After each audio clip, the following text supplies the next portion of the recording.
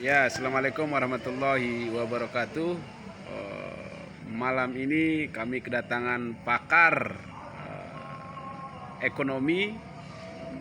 Beliau adalah master, master ekonomi. Calon. Oh iya, calon master. Dan saat ini terkait tentang bagaimana menjadi pengusaha sukses, ya, dan sekaligus mengatur manajemen baik dalam perusahaan dengan baik. Oke, langsung saja kami berikan kesempatan kepada Febi Saputra ya. Ya, Febi Saputra Otnojoyo Virgo Morongkolinggo. Oke, langsung saja. Bismillahirrahmanirrahim. Assalamualaikum warahmatullahi wabarakatuh. Kalau kita bicarakan manajemen, baik di sasarannya pribadi, kelompok, maupun di tata kelola itu, tentunya secara pribadi para top manajemen Ada sini makanya. para top manajemen Ya. harus memperhatikan begitu kan bagaimana pengungkapan dan transparansi tersebut begitu. Baik di bidang keuangan maupun secara narasinya, baik di angka maupun di narasinya. Jadi perusahaan maupun individual majunya itu tingginya pengungkapan dan transparansi yang dikonsumsi oleh publik maupun internal perusahaan tersebut. Nah, jadi di sini perusahaan untuk memperluas usahanya itu dengan cara melakukan triple bottom line di sini Bang Juwarno gitu. Nah, yang dinamakan triple bottom line itu sungguhnya adalah alat pemasaran juga untuk mencari simpati konsumen gitu. Apa itu triple bottom line di sini? Yang pertama, kita membicarakan people gitu.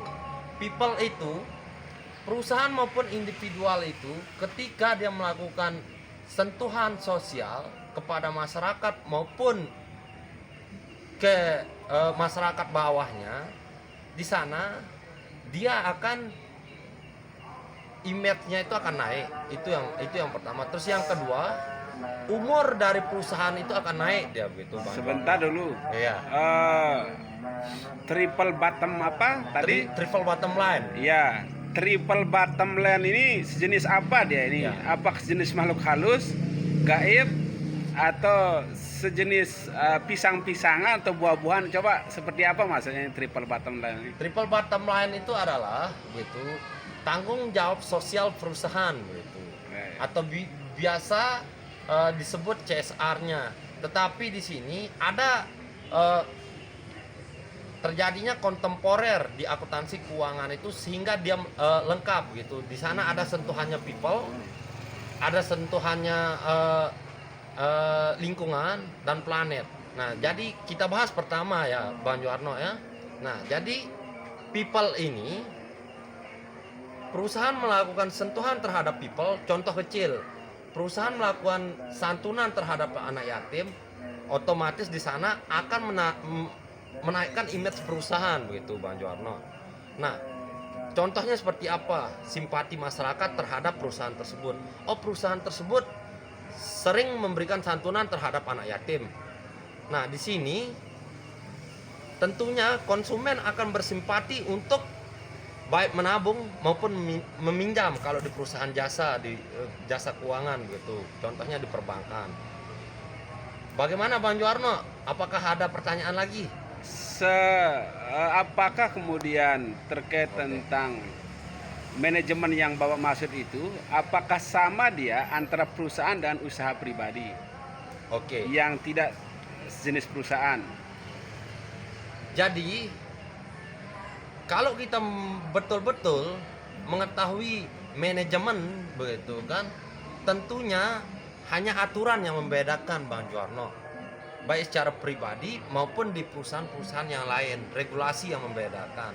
Contoh kecil, kalau kita membicarakan ke perusahaan begitu kan, dia melakukan triple bottom line itu dengan sebesar 2,5% setelah laba setelah pajak begitu Bang Iya, Jarno.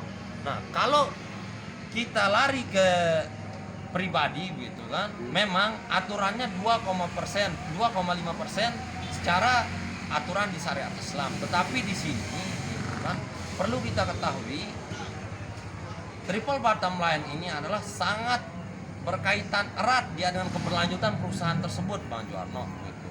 Nah, contoh kecil di people-nya, dia menarik empati. Nah, kalau di lingkungan seperti apa sekarang Bang Jarno gitu kan? Perusahaan memperhatikan lingkungan akan menyelamatkan paru-paru dunia tersebut gitu Bang Jarno gitu kan. Nah, tentunya ketika perusahaan melakukan triple bottom line, keberlanjutan perusahaan akan berlanjut. Itu yang pertama. Nah, secara individual sekarang usaha sendiri sendiri begitu. Nah, ketika Bang Jarno bersedekah,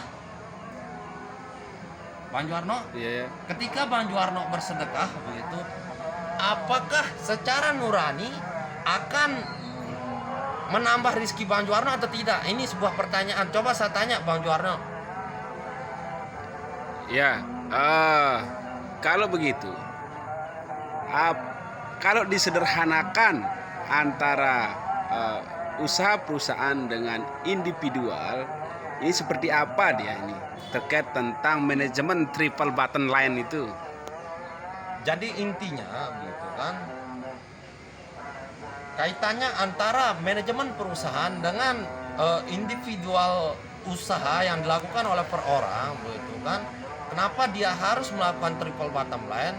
Demi keberlanjutan perusahaan maupun usaha yang dilakukan oleh individual tersebut begitu Bang Jarno. Nah, terus yang kedua, di sana akan mencari simpati dari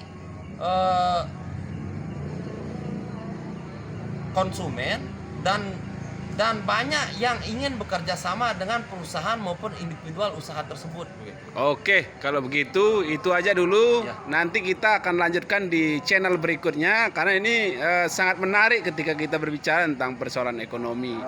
Karena rata-rata 99% manusia terkait tentang ambisi atau kepentingan ekonomi ini, rata-rata kita adalah sangat menginginkan untuk sukses dan tidak ada yang tidak ingin sukses dalam ekonomi, kecuali misalnya orang-orang yang tidak sehat misalnya atau masuk dalam kehidupan dunia lain. Ya.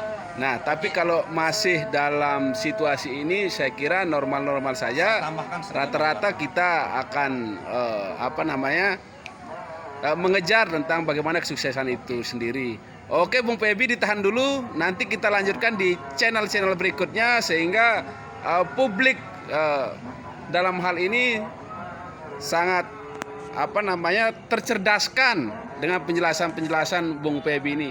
Terima kasih Bung Febi. Assalamualaikum warahmatullahi wabarakatuh.